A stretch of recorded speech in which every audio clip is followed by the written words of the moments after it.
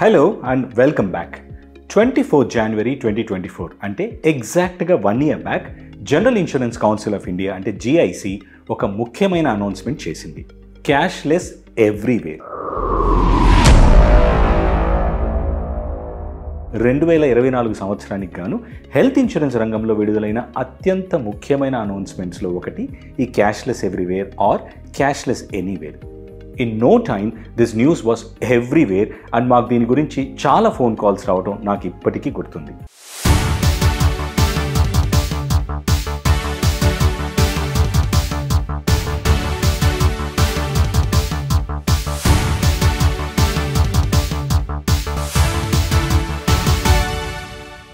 Insurance companies ఈ process గురించి స్పెషల్గా మీటింగ్స్ కూడా కండక్ట్ చేశారు అండ్ పాలసీ హోల్డర్స్కి సర్క్యులర్స్ ద్వారా ఈ బెనిఫిట్ ఎలా అవైల్ చేసుకోవాలో కమ్యూనికేట్ చేయడం కూడా జరిగింది. బీమా సంస్థలు, policy holders, news media, hospital authorities, GIC, IRDAI, insurance advisers, online platforms ఇలా అందరూ దీని గురించి చాలా ఎక్సైటెడ్గా ఎదురు చూశారు.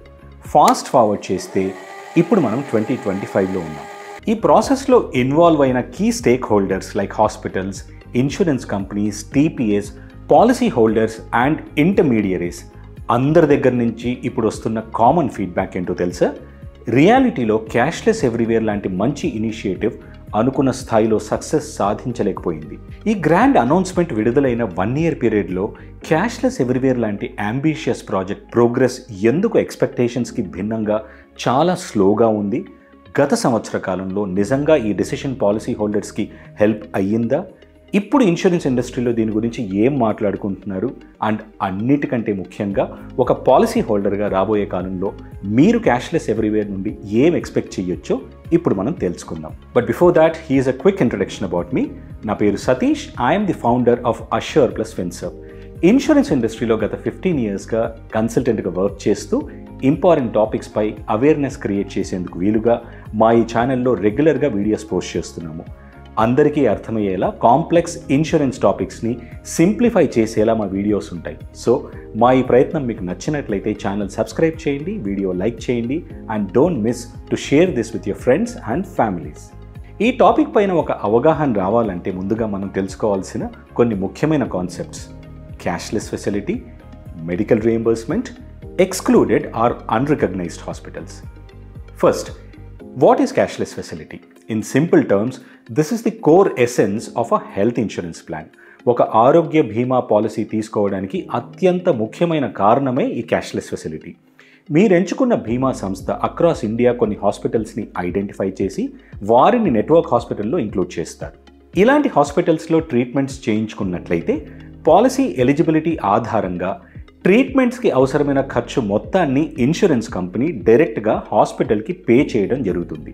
అంటే క్యాష్లెస్ ఫెసిలిటీలో వైద్య ఖర్చుల భారం మీ మీద పడకుండా హెల్త్ ఇన్సూరెన్స్ పాలసీ మీకు ఒక చక్కటి పరిష్కారం చూపిస్తుంది. Next, medical reimbursement. మీరు ట్రీట్మెంట్ చేయించుకుంటున్న హాస్పిటల్ ఇన్సూరెన్స్ కంపెనీ డిక్లేర్ చేసిన ఎంపానల్డ్ నెట్వర్క్ లిస్ట్లో లేకపోతే అటువంటి హాస్పిటలైజేషన్ ఖర్చులు మొత్తాన్ని మీరు ముందుగా పే చేసి ఆ బిల్స్ని ఇన్సూరెన్స్ కంపెనీస్ వద్ద నుండి సపరేట్గా క్లెయిమ్ చేయవచ్చు అండ్ దీన్నే రీఎంబర్స్మెంట్ అంటారు. ఇక ఫైనల్గా ఎక్స్క్లూడెడ్ ఆర్ అన్రికగ్నైజ్డ్ హాస్పిటల్స్ విషయానికి వస్తే unfair practices like fraudulent claims చేయటం, తరచూ ట్రీట్మెంట్ ఖర్చుల విషయంలో బిల్ అమౌంట్స్ ఇంక్రీజ్ చేయటం, మెడికల్ ఎథిక్స్కి భిన్నంగా అనవసరపు టెస్ట్ ఆర్ ట్రీట్మెంట్స్ చేసి క్లెయిమ్స్ సబ్మిట్ చేయడం అండ్ లీగల్ ఇష్యూస్లో ఇన్వాల్వ్ అయి ఉండటం లాంటి కారణాల వల్ల ఇన్సూరెన్స్ కంపెనీస్ కొన్ని హాస్పిటల్స్ని ఇన్సూరెన్స్ సేవల నుండి పూర్తిగా తొలగిస్తారు అండ్ వీటిని ఎక్స్క్లూడెడ్ ఆర్ అన్రికగ్నైజ్డ్ హాస్పిటల్స్ అంటారు. ఇప్పుడు ఇక ఈ క్యాష్లెస్ ఎవ్రీవేర్ అనౌన్స్ చేయడానికి గల ముఖ్యమైన ఉద్దేశం ఏంటో చూద్దాం. ఒక రీసెంట్ రిపోర్ట్ ప్రకారం ఇండియాలో దాదాపు 70,000కి పైగా హాస్పిటల్స్ ఉండగా అందులో ప్రైవేట్ హాస్పిటల్స్ అరౌండ్ 63%, అంటే అప్రాక్సిమేట్గా 44,000. యావరేజ్గా ఇన్సూరెన్స్ కంపెనీస్ ఇప్పుడు అరౌండ్ 8,000 నుండి 10,000 హాస్పిటల్స్తో మాత్రమే క్యాష్లెస్ సేవలు అందిస్తుండగా ఇప్పటికీ చిన్న చిన్న టౌన్స్ లేదా రూరల్ ఏరియాస్తో పాటు ఈవెన్ సిటీస్లో కూడా పూర్తి స్థాయిలో క్యాష్లెస్ సర్వీసెస్ అందుబాటులో లేకపోవడం గమనించాలి. సో హెల్త్ ఇన్సూరెన్స్ లాంటి ఒక ముఖ్యమైన బేసిక్ నీడ్ ప్రజల్లోకి మరింత ఎఫెక్టివ్గా తీసుకెళ్లాలంటే ఇన్సూరెన్స్ కంపెనీస్ ఈ క్యాష్లెస్ సేవల్ని అన్ని హాస్పిటల్స్కి ఎక్స్టెండ్ చేయాలని గుర్తించిన GIC 24 జనవరి 2024న ఈ క్యాష్లెస్ ఎవ్రీవేర్ స్ట్రాటజీ అనౌన్స్ చేయగా ఇన్సూరెన్స్ రెగ్యులేటర్ IRDAI దీనికి అనుగుణంగా అన్ని ఇన్సూరెన్స్ కంపెనీస్ క్యాష్లెస్ ఎవ్రీవేర్ని ఇంప్లిమెంట్ చేయాల్సిందిగా రికమెండ్ చేయడం జరిగింది. So undoubtedly this is a very good initiative. అసలు ఈ క్యాష్లెస్ ఎవ్రీవేర్ ప్రాసెస్ ఎలా వర్క్ అవుతుందో ఇప్పుడు చూద్దాం. ఒక పాలసీ హోల్డర్ తాను ట్రీట్మెంట్ చేయించుకోవాలనుకునే హాస్పిటల్ నెట్వర్క్ లిస్ట్లో లేదని గమనిస్తే ప్లాన్ హాస్పిటలైజేషన్ కేసెస్లో అయితే at least 48 hours before admission insurance కంపెనీకి ఇన్ఫార్మ్ చేయడం కంపల్సరీ.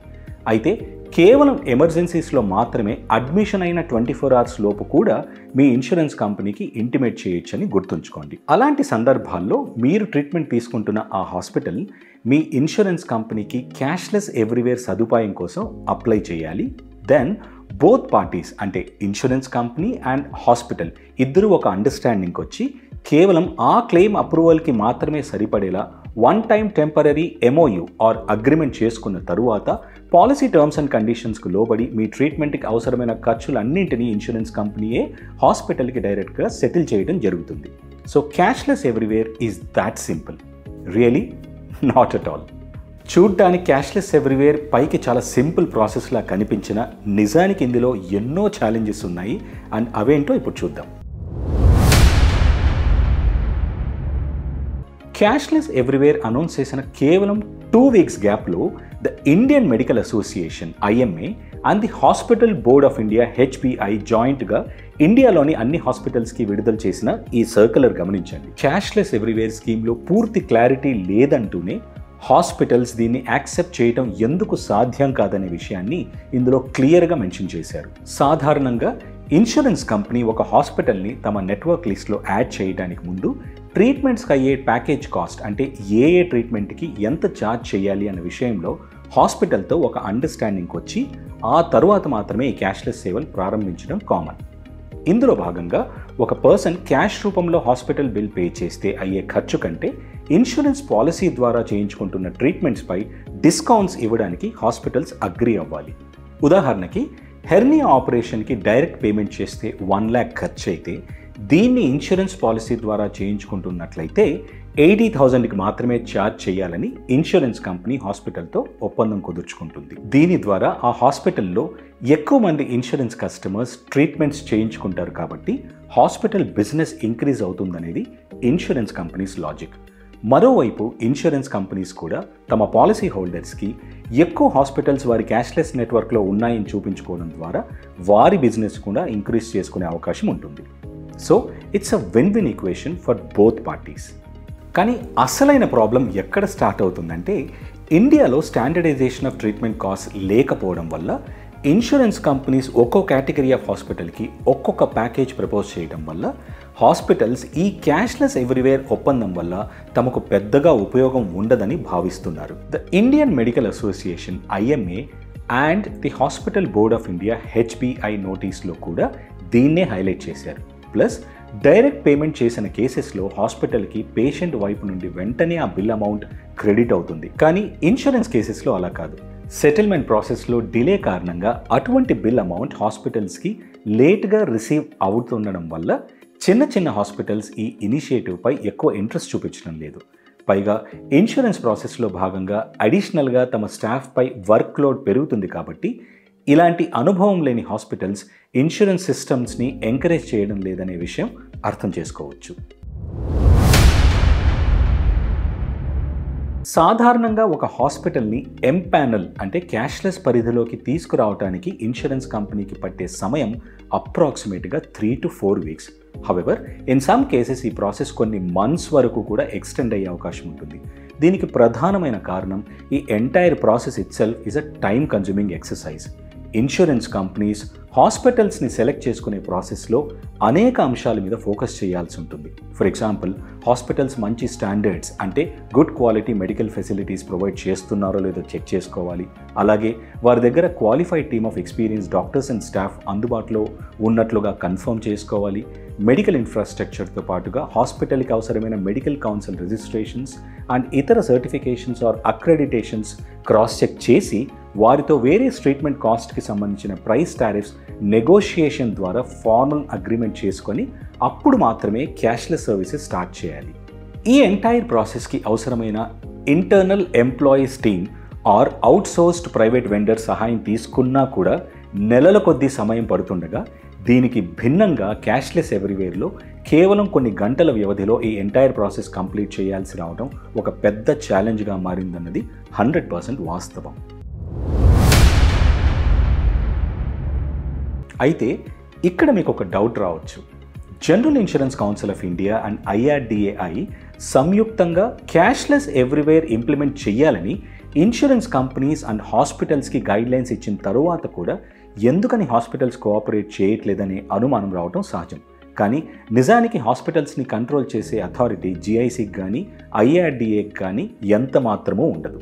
పైగా మన దేశంలో మెడికల్ సిస్టమ్స్ అండ్ హాస్పిటల్స్ని రెగ్యులేట్ చేయడానికి ఒక national level authoritative regulatory body లేదనే విషయం మీకు తెలుసా? దీని కారణంగా ఇలాంటి ఇనిషియేటివ్స్ పైన ఇన్సూరెన్స్ కంపెనీస్ ఇంట్రెస్ట్ చూపించినా కూడా హాస్పిటల్స్ కూడా సరైన రీతిలో స్పందించి కోఆపరేట్ చేయనిదే క్యాష్లెస్ ఎవ్రీవేర్ సక్సెస్ అవదనే విషయం లాస్ట్ 1 yearలో అర్థమైపోయింది. సో ఫైనల్గా as an insurance policy holder మీరేం చేయాలో ఇప్పుడు చూద్దాం. ఇన్సూరెన్స్ కంపెనీస్ ప్రొవైడ్ చేసే క్యాష్లెస్ హాస్పిటల్ డీటెయిల్స్ని రెగ్యులర్గా చెక్ చేయడంతో పాటు వీలైనంత వరకు క్యాష్లెస్ నెట్వర్క్లో ఆల్రెడీ లిస్ట్ అయి ఉన్న హాస్పిటల్స్లో మాత్రమే ట్రీట్మెంట్ చేయించుకోవడానికి ట్రై చేయండి. దీనివల్ల మీరు క్లెయిమ్ సెటిల్మెంట్ రిలేటెడ్ ప్రాబ్లమ్స్కి చాలా వరకు దూరంగా ఉండొచ్చు. No doubt cashless everywhere is a fantastic initiative with right intentions. కానీ ఇది పూర్తిగా ఆచరణలోకి రావడానికి అలాగే సక్సెస్ అవ్వడానికి కంపల్సరీగా చాలా టైం తీసుకుంటుందన్నది నా ఒపీనియన్. ఇన్సూరెన్స్ పాలసీస్ లాంటి ముఖ్యమైన విషయాల్లో సరైన ఎక్స్పర్ట్ ఆర్ అడ్వైజర్ అసిస్టెన్స్ తీసుకోవడం చాలా అవసరమని మర్చిపోకండి. I hope you like this video. ఇలాంటి మరిన్ని ఇంట్రెస్టింగ్ టాపిక్స్తో మళ్ళీ కలుద్దాం. అంతవరకు సెలవు. Take care. సైనింగ్ ఆఫ్ మీ సతీష్.